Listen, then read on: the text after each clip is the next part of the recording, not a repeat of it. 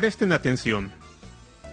En el costado derecho del portal Nicanor hay una puerta, y del costado izquierdo vemos que hay otra. La puerta del lado derecho era llamada Cámara de Pinhas Amalbish.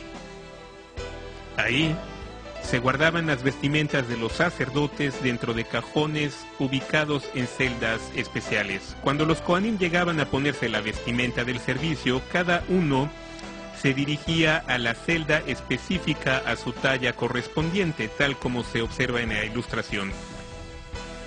Vemos a los Kohanim que van llegando y se miden la vestimenta correspondiente.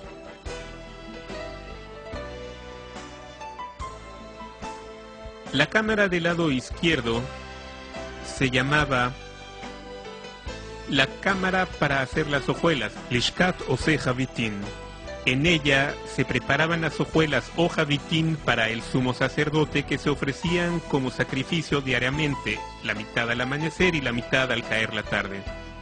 Si se fijan, al costado derecho de las escaleras, abajo, a un lado de los postes, verán una puerta del lado derecho y otra del lado izquierdo. En el interior se encontraban las cámaras de los instrumentos musicales, Lishkat Kle Ashir.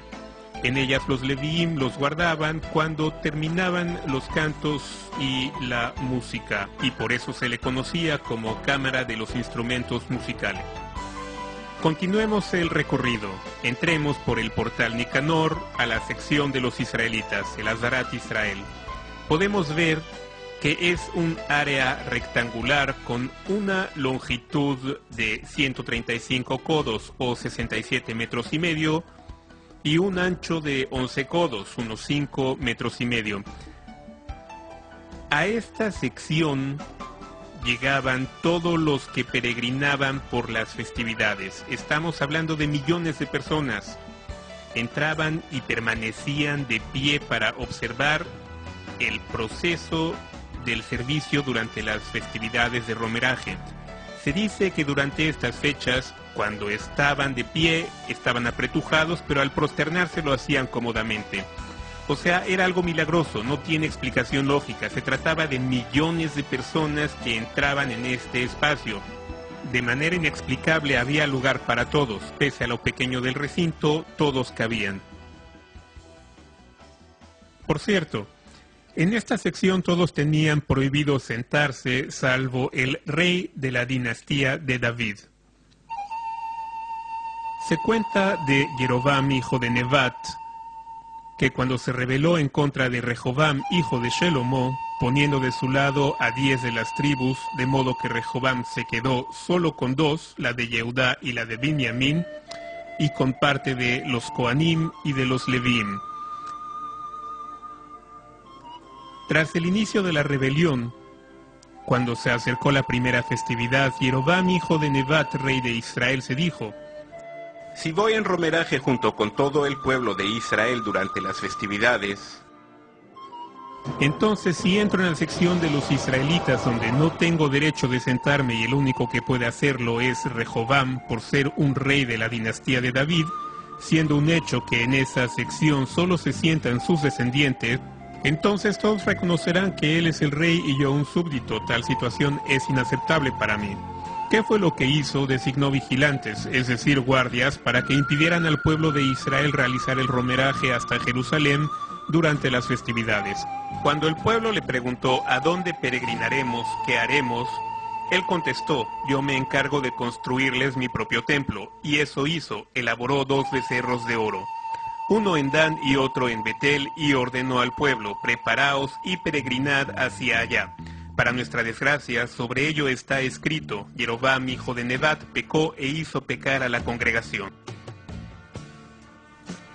Después de la sección de Israel había otra área rectangular con las mismas dimensiones. Era conocida como la sección de los Kohanim, Azarat Kohanim.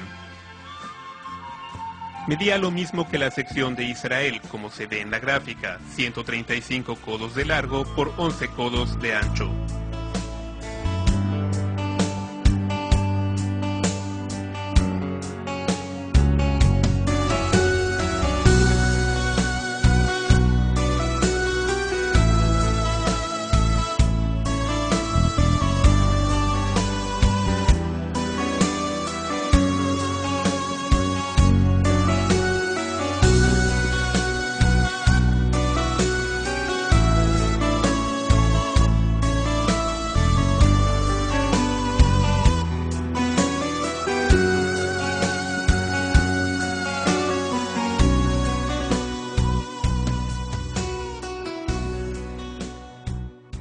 En esta imagen se aprecia el altar exterior.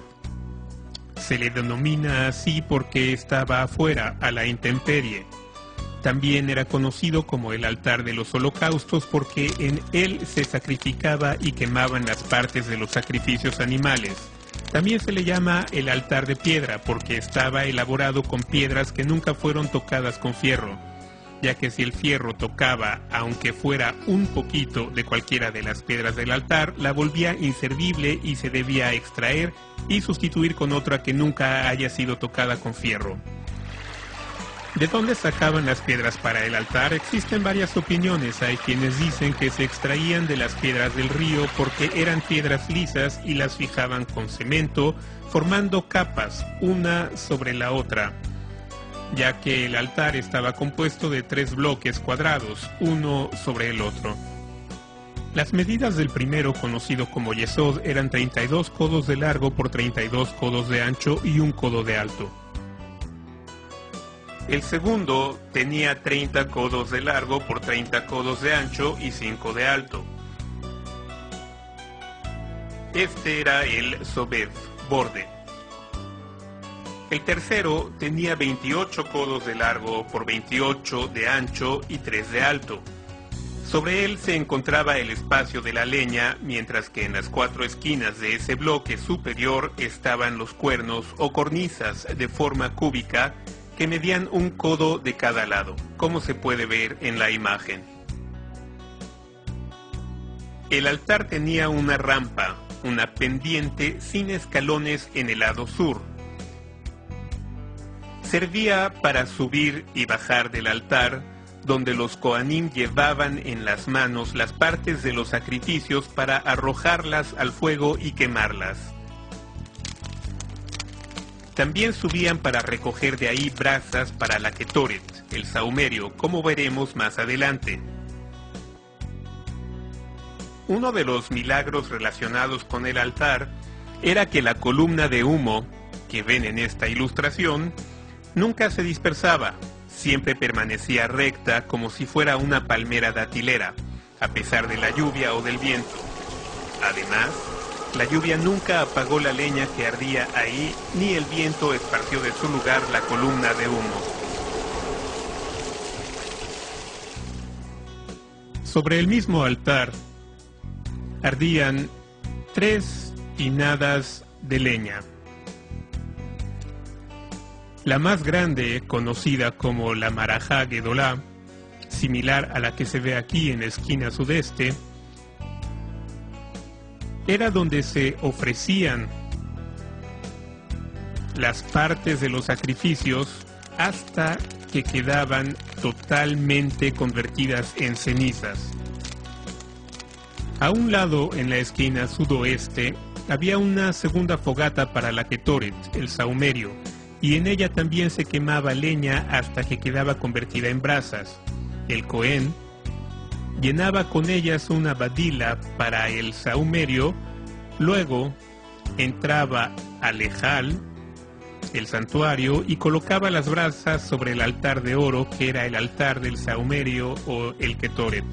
Como veremos más adelante, después esparcía el polvo del sahumerio. Así pues, esta fogata suministraba las brasas para el altar del Ketoret. A su derecha, en la esquina noroeste, había una tercera tinada de leña. Su finalidad era mantener el fuego sobre el altar. Como está escrito, fuego perpetuo arderá sobre el altar, no será extinguido.